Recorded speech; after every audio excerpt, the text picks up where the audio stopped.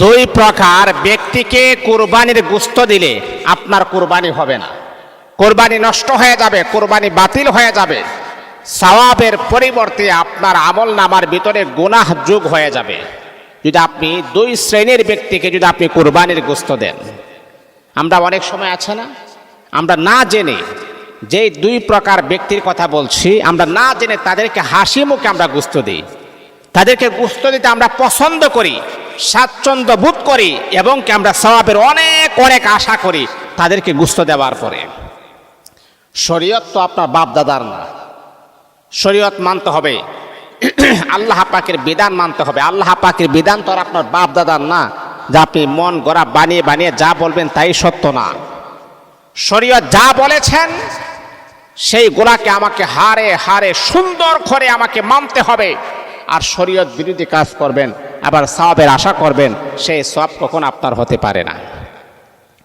তাহলে তারা কারা? এই দুই প্রকার ব্যক্তিকে যদি আপনি কুরবানির গোশত দেন আপনার কুরবানি নষ্ট হয়ে যাবে। তারা কারা? তাদের পরিচয়টা আজকে আমরা জানি। এক নাম্বার হলো যে কসাই, যে আপনার গরুর গোশত কাটে, ওই ব্যক্তিকে গোশত দিবেন না। তার সাথে আপনি আগে কন্ট্রাক্ট করবেন যে তুমি আমার গোশত কাটবা, তুমি কত নিবা, তোমার কত টাকা লাগবে, তার সাথে আপনি কনফার্ম করবেন। তাকে আপনি বলবেন আমার গরুর গোশত কাটবা, সারাটা দিন তুমি কাটবা, কিন্তু তোমাকে কিন্তু আমি গরুর গোশত দিব না, তোমার কত টাকা লাগবে সেটা তুমি বলো, তোমাকে পর্যাপ্ত পরিমাণের টাকা আমি দিয়ে দিব।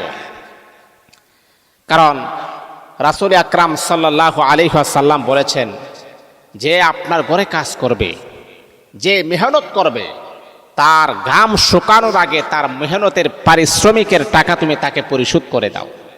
গোশত কাটা কিন্তু একটা পরিশ্রমের কাজ। কিন্তু হ্যাঁ, আমি আপনাকে বলছি রাসূল কিন্তু কখনো কাহারোর সাথে জুলুম করে নাই। এখন এখানে একটা অপশন আছে, সারা দিন সে আপনার গোশত কাটলো, কাটার পরে অনেকে আছে আমরা কি করি জানেন, তার সাথে আমার কন্ট্যাক্ট হয়েছে, তাকে আমি 1500 টাকা দিব। তখন আমরা অনেকে কি করি, তাকে 1000 টাকা দেওয়ার পরে আরো কিছু গোশত দিয়া দিই। তখন তার মনের ভিতরে একটা ভাবনা থাকে, তাকে তো আমি পারিশ্রমিক দিলাম, আরো গোশত দিলাম, হয়ে গেছে, তাহলে কেন তাকে টাকা কেন কম দিলেন? এক বেয়াদব, এই যে কাজটা আপনি করলেন, এত করে আপনার কুরবানি নষ্ট হয়ে গেল। তাকে আপনি 1500 টাকা দিয়ে নিয়ে আসছেন, প্রয়োজন আপনি তাকে আরো 200 টাকা বাড়াইয়ে দিবেন, আপনি টাকা কেন কম দিবেন?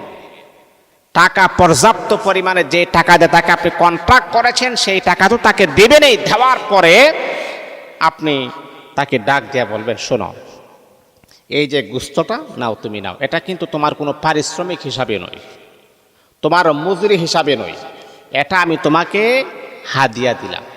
সুবহানাল্লাহ পড়বেন না? এটা হলো দেওয়ার নিয়ম, একটা হাদিয়া দিবেন। কিন্তু পারিশ্রমিক হিসাবে যদি আপনি তাকে গোশত দেন আপনার কুরবানি নষ্ট হয়ে যাবে।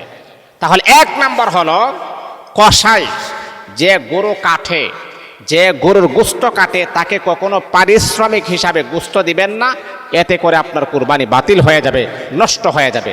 2 নাম্বার, মসজিদের ইমাম সাহেব আছে না, যারা গরু জবাই করে, গরু যারা জবাই করে, গরু তো জবাই করে আমাদের দেশের ভিতরে বেশিরভাগ ওই মসজিদের ইমাম সাহেব। যারা গরু জবাই করে তাদেরকে পারিশ্রমিক হিসাবে আপনি তাকে গোশত দিবেন না। জবাই করেছেন, তাকে আপনি পর্যাপ্ত পরিমাণের খুশি মনে তাকে আপনি হাদিয়া দিবেন। 2 লক্ষ টাকা দিয়ে গরু নিয়ে আসতেন, 1 লক্ষ টাকা দিয়ে গরু নিয়ে আসতেন, আর ইমাম সাহেবকে 500 টাকা দিতে যে কি পরিমাণ যে মুসুর মাসুর করেন। 2 লক্ষ টাকা দিয়ে গরু নিয়ে আসতেন, আর ইমাম সাহেবকে 200, 100, 300 টাকা হাদিয়া দেন। আবার কি পরিমাণ যে কষ্ট হয়, তাদের এই কষ্ট দেখলে মনে হয় নিজের পকেট দিয়ে কুইলা তাদেরকে আরো দিই। তাহলে 2 লক্ষ টাকা দিয়ে গরু কিনতে পারছেন, আর ইমাম সাহেবকে 500 টাকা দেওয়া আপনার নসিব হয় নাই। কপাল পুরা জাতি।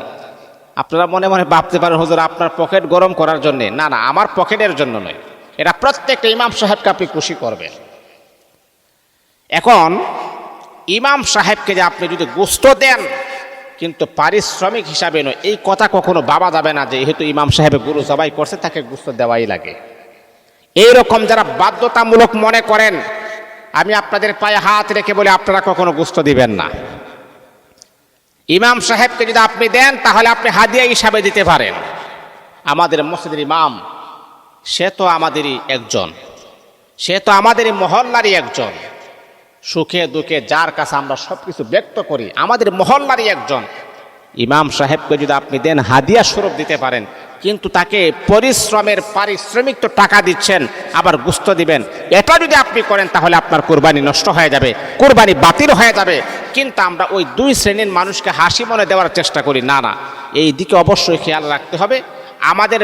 আমাদের এই মনটাকে চেঞ্জ করতে হবে, নিয়তটাকে চেঞ্জ করে তাদেরকে দিতে পারেন, কিন্তু সেই নিয়তের ভিতরে যদি আপনি থাকেন তাহলে কোরবানি নষ্ট হয়ে যাবে। আল্লাহ আমাদের সবাইকে বুঝার তৌফিক দান করুন।